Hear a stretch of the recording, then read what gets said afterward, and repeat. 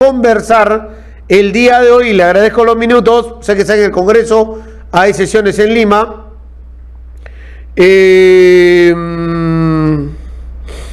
Ya, están llegando más fotos de Parque El Niño Villa Magisterial. En breve las voy a pasar a la gente de la TV y con eso cerramos, ¿ya?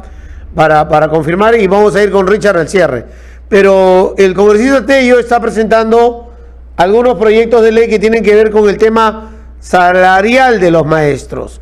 Están en proyectos, de información que yo tengo a esa hora de la mañana, pero, a ver, los maestros que me han escrito, yo les preguntaba de qué trataba el tema, y los maestros me indicaban y me decían que era que, por ejemplo, en uno de los proyectos era para que cobraran aguinaldo completo. Y ustedes saben que cuando se quiere hacer una mejora salarial para maestros, para policías, el de policía no es tan difícil porque están vinculados al Ejecutivo, pero personal de salud y educación, nunca hay plata. Son muchos, dicen, no hay plata. Siempre dicen eso, por eso es que hay un grupo del sector público que cobra 300 de aguinaldo y cobra 300 de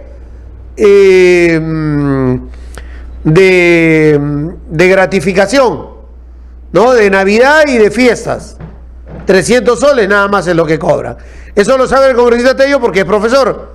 Claro, ahora el congresista Tello saca doble sueldo, ¿no? Y ahora se ha dado cuenta la diferencia, porque saca un sueldazo, ¿no, congresista? Con él vamos a conversar de eso. Pero el tema es que tiene que ser igual para todos, pues. Nosotros que estamos en la administración privada, el personal de la radio, que casi el 100% está en planilla, cobra doble sueldo. No cobra 300, cobra doble sueldo, ¿no? Y lo esperamos con ansias, de verdad, lo esperamos con ansias. Pero el magisterio no, pues. El magisterio no. Congresista, ¿cómo está? Buenos días, gracias por atendernos el día de hoy. Buenos días, un gusto estar en tu programa y saludar a toda la región de Tacna. ¿De qué tratan los proyectos? Bueno, los proyectos de ley, ya la pensión digna 3164, que ya está para la segunda votación, de acuerdo a la agenda del Congreso de la República, publicada en el portal web, está programada para el 3 de septiembre, 3 o 4 de septiembre, y el otro proyecto de ley que plantea que la gratificación de julio y diciembre y la escolaridad sea equivalente al RIN de la primera escala, 3.300 soles. Igual, como lo han manifestado, que otros sectores, sector privado, que otros sectores también del sector público, ¿no? Creo que no puede haber discriminación y exclusión. No es que yo me haya dado cuenta recién, sino es algo que se ha venido haciendo con el sector del magisterio y con el sector salud. Yo creo que nadie merece ser discriminado ni excluido, y cualquier persona que llegue a ser autoridad en este espacio del Congreso va a tener de alguna manera los mismos beneficios que actualmente tenemos los que estamos aquí, pero no es justo que a la generalidad de los trabajadores se les mantenga pues en este sentido discriminado, congelado y reducido a una precaria asignación de 300 soles. ¿Cuál es la pensión digna? ¿De qué trata ese proyecto? Bueno, la pensión digna representa también un sentir del Magisterio Nacional. El maestro es el profesional más comprometido y poco reconocido. Forma generaciones de profesionales, de autoridades, pero sin embargo tiene una pensión irrisoria de 180 soles, de 500, de 415 y máximo 800. Mientras el Poder Judicial y los oficiales de las Fuerzas Armadas y Fuerzas Policiales tienen una pensión equivalente a la remuneración como activos, ¿no? 8.000, 9.000, 10.000, 12.000 soles, y cuando cesan también tienen esa pensión, que seguramente ya está presupuestado y tienen derecho. Pero los maestros también tienen derecho también a tener una calidad de vida y una pensión digna equivalente al RIN de la primera escala, que equivale a 3.300 soles. Y el día 3 y 4 de septiembre, de acuerdo a la publicación de la agenda del Congreso de la República, está agendado para tratarse ese tema la segunda votación. Yo espero y eso ya está aprobado en primera. Así es, el 5 de junio. O sea, si el 3 o 4 lo pone en agenda y votan, ¿un maestro jubilado cobraría 3.300? Así es, una vez aprobado ya en el Pleno del Congreso, tendría que pasar al Ejecutivo para que rubrique, y esperamos que el Ejecutivo tampoco lo observe. Si no lo observa, ya sería ley y tendrían los maestros ya a partir del día siguiente de la publicación del peruano. Pero si lo observa, esa observación bajaría nuevamente al Congreso de la República para que vaya a Comisión de Economía, se ratifique por insistencia y nuevamente pasa al Pleno para que se pueda ratificar por insistencia, y por insistencia se estaría ejecutando la ley. Ya, pero si ustedes la aprueban, digamos el 3 o 4, se promulga, si se llega a promulgar, no es que se aplique en el momento, yo creo que tendría que aplicarse el próximo año, porque tendría que estar en el presupuesto general de la República para el próximo año, porque están haciendo un cambio fuerte económico, o entra a aplicarse inmediatamente. Si hay voluntad política y hay esa identificación con el magisterio, yo creo que el Ejecutivo haría su esfuerzo de reconocer a los maestros e incorporarlo a este presupuesto, ¿no? Yo creo que todo es posible cuando hay voluntad política y el deseo de atender a un sector tan importante que es el Magisterio Nacional. Ya, entonces me está diciendo que no, pues, porque no va a haber voluntad política. Economía y finanzas se va a cerrar, Quero va a mirar para otro lado, la presidenta Boluarte no lo tiene como prioridad. Considero de que los maestros, ya lo saben, con las movilizaciones tendrían que presionar los maestros a nivel nacional, pero ya desde el Congreso de la República avanzamos en generar la aprobación de esta ley. Ya, pero digamos, si la aprueban, la observan, porque tienen ¿cuánto? ¿30 días para firmarla? 60 días para firmarla. 60 días, si no la firma la va a devolver. Si no la firma la va a devolver. Y ya estamos hablando de todo septiembre, todo octubre, más o menos noviembre. Ustedes tienen que volver a votarla antes del 31 de diciembre por lo menos.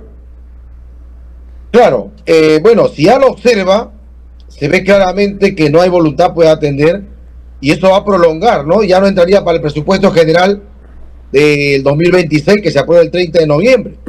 Pero, de alguna manera, podría haber la posibilidad que pueda generarse un crédito suplementario, pero indudablemente que va a ser más complicado, pero el que no lucha no obtiene los derechos que corresponden, ¿no? Yo creo que esperemos de que haya esa buena voluntad política para poder atender al sector magisterial, que es un sector importante dentro de nuestro país. Sí, y yo lo entiendo eso, o sea, creo que todos estamos de acuerdo con que los maestros ganen, los jubilados, por ejemplo, el mínimo de la escala que se tiene, como mínimo deberían ganar. O sea, yo conozco jubilados, mi padre y mi madre han sido profesores en el sector público de nuestro país, y compañeros de ellos hoy con la justa cobran para la medicina, para poder ir a la farmacia apenas llega la boleta de pago, y mayores gastos no pueden hacer en realidad, y tienen que recibir muchas veces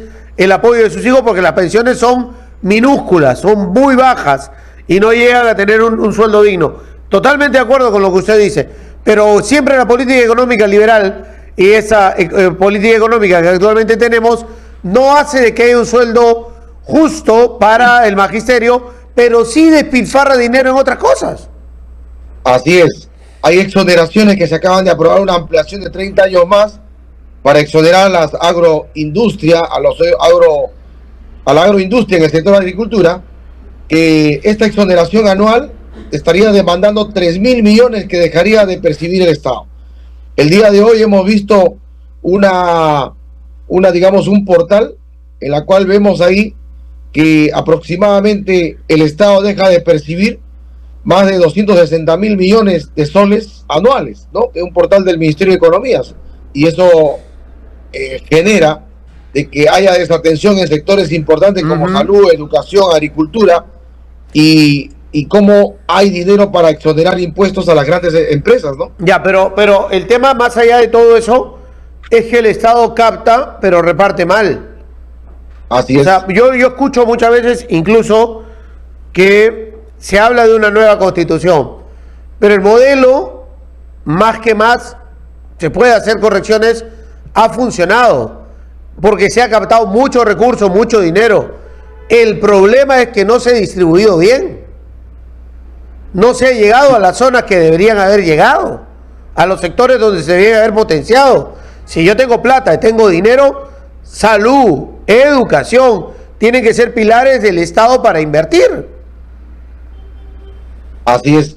Bueno, y este es el sector más olvidado, ¿no? Y más digamos, descuidado del Ejecutivo, porque si hubiese cumplido también el compromiso de nivelar la remuneración de los maestros activos, equivalente a la UIT al 2026, este año 2025 deberían estar en 4.700 soles. Ya. El ministro de Economía, pero el Premier, manifestó en su exposición que este año solamente llegarán a 3.500 soles.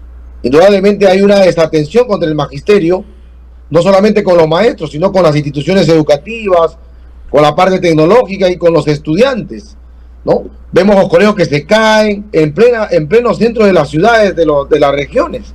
En la capital, en Lima, vemos también en los colegios en la zona urbana que se caen, que están de alguna manera los techos rajados, columnas quebradas, no hay patio y hay un abandono, y no sé qué pasa con los funcionarios de PRONIEC, del Ministerio de Educación, de Economía, que no están priorizando esas demandas y esa atención que el estudiantado genera una preocupación para que puedan tener una buena condición de estudiar. Ya, pero gran parte de responsabilidad no es de ustedes, los congresistas. Nosotros impulsamos y aprobamos leyes para que justamente se puedan atender las demandas. Pero ¿qué cambios han logrado al día de hoy? Ya van a cumplir, ya tienen 4 años, ya se van al siguiente 28 de julio y usted ha pasado por Perú Libre, por la bancada magisterial y posteriormente ahora en Podemos. ¿Y qué se ha logrado como gestión parlamentaria en favor de los más pobres, o en este caso del magisterio? Los maestros siguen siendo los mismos maestros de hace 4 años. Hemos garantizado y hemos generado varios derechos. La CTS al 100%, que antes le daban una CTS de 8.000, 10.000. Ahora los maestros que han cesado el año pasado, 2024, tienen 40 años de servicio y cesan con la primera escala, reciben una CTS de más de 120.000. Nombramientos para los CEPROS, nombramientos para la educación básica, nombramientos para institutos y para universidades, que hasta la fecha tampoco se da cumplimiento. Hay varias leyes que se han aprobado en favor del magisterio, no solamente de educación básica, sino también institutos y universidades, pero que todavía están para la reglamentación. El pago del 30% de separación de clases para los maestros de educación básica. Ya no les pagan la deuda social, les van a pagar el 30%. Pero ya está en ley, con la ley 31.495. Está también el incremento a los auxiliares de educación a los 35% de la primera escala. Me está diciendo usted que hay leyes que no se están cumpliendo. Así es, se han formulado leyes. Y ustedes como Congreso permiten que las leyes que no se cumplen, que tienen que ver con tema económico, se mantengan sin cumplir, y ustedes siguen manteniendo al ministro de Economía o al ministro de Educación. No los censuran, no los sacan, no los interpelan. ¿Por qué no cumplen las leyes? Así es, se está en ese proceso para que pueda atenderse, ¿no? Me parece que lo están llamando. Me dice que está en ese proceso para que pueda, digamos, atenderse, porque justamente hoy día en la Comisión de Educación se ha aprobado otra ley, la ley 32.290, para el nombramiento excepcional de los maestros que aprobaron la evaluación. Y el Ministerio de Educación se resiste a dar cumplimiento y ha más bien autorizado a su procurador para que haga una demanda de inconstitucionalidad.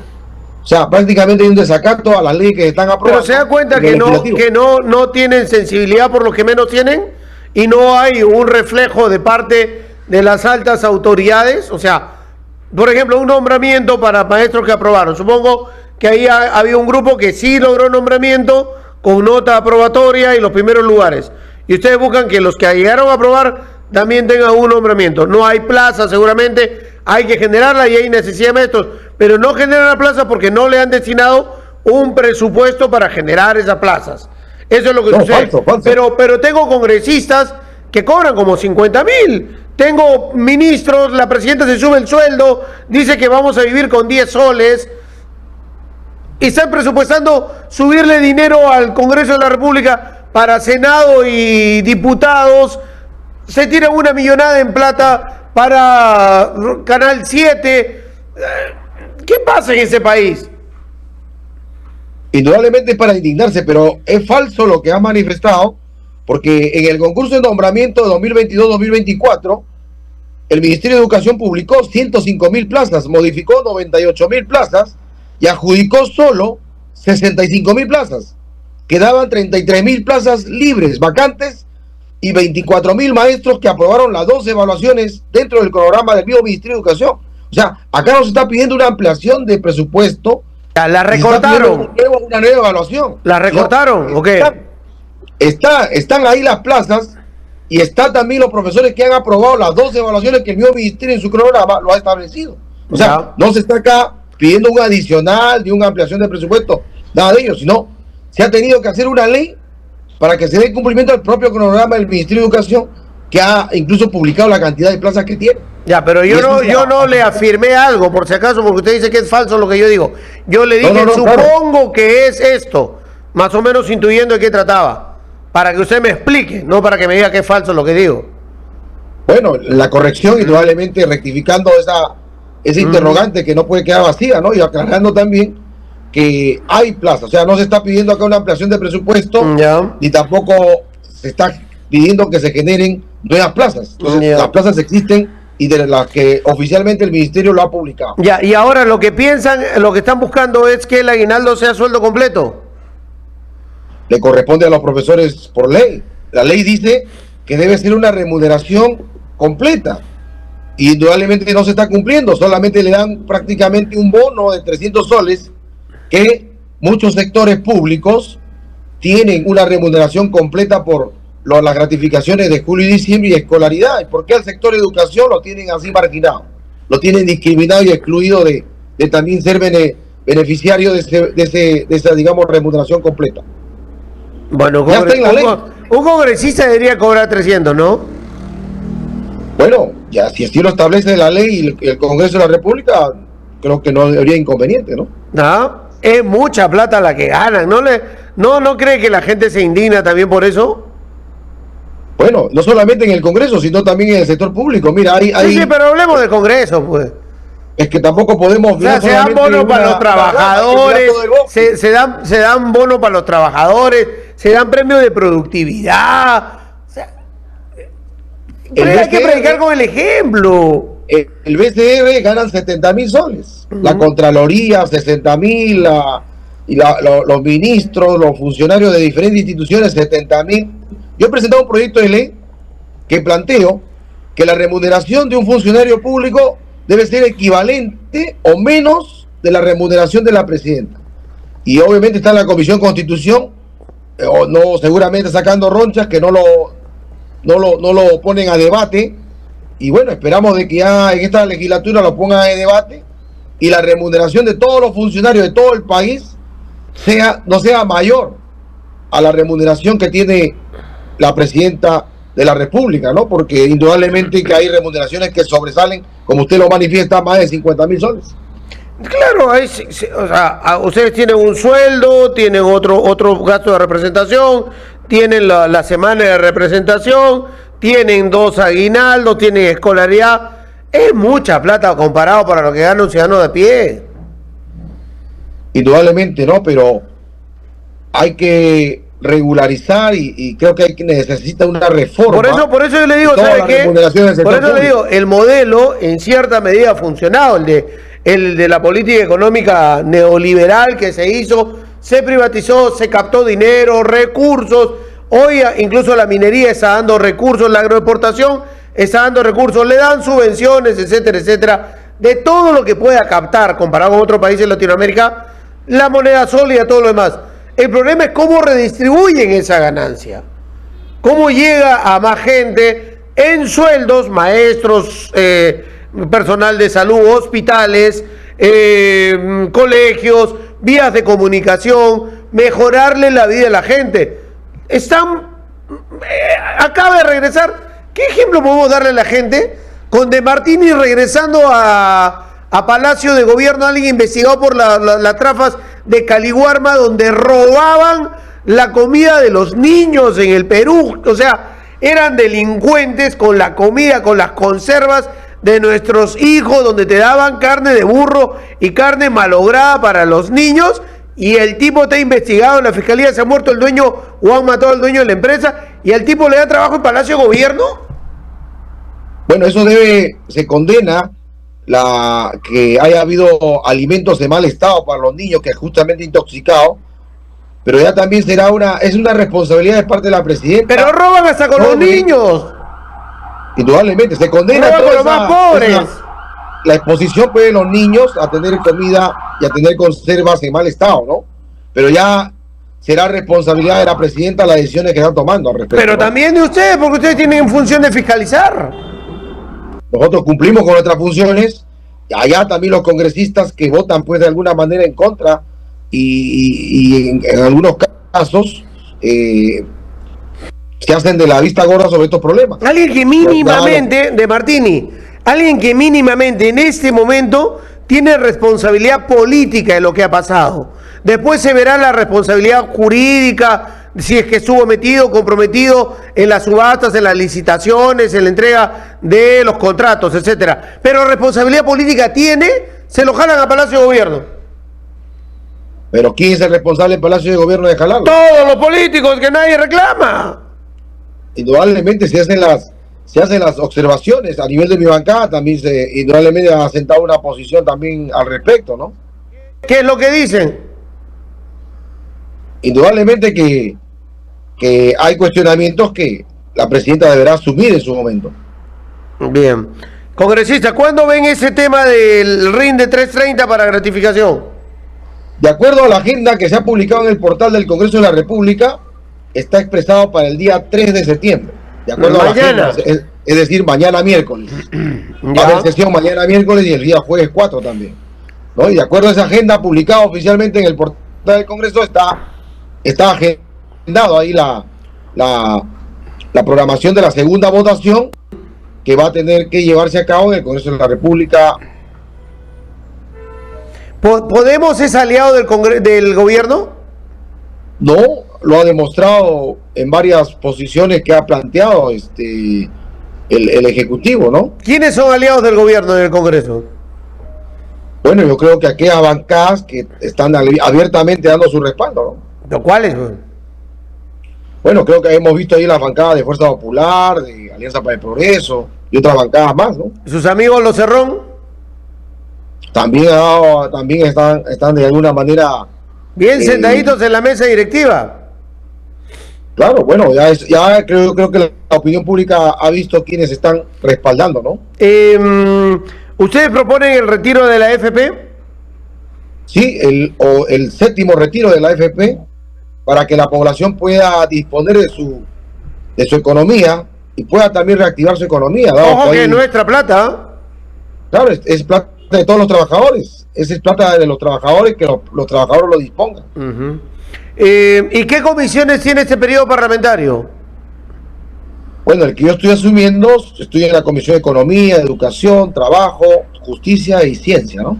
¿Y alguna preside? Y en la Comisión Especial Multipartidaria de Infraestructura Tecnológica. Perfecto. Que es el Internet a las instituciones educativas y la conectividad. Gracias por acompañarnos hoy. Muchas gracias. Esperemos que haya noticias buenas en ese tema. De todas maneras, mañana estará la votación, ahí estaremos a la expectativa. Gracias, muchas gracias. Muy bien. Un saludo a todos, Ana. Gracias. 11:20 de la mañana.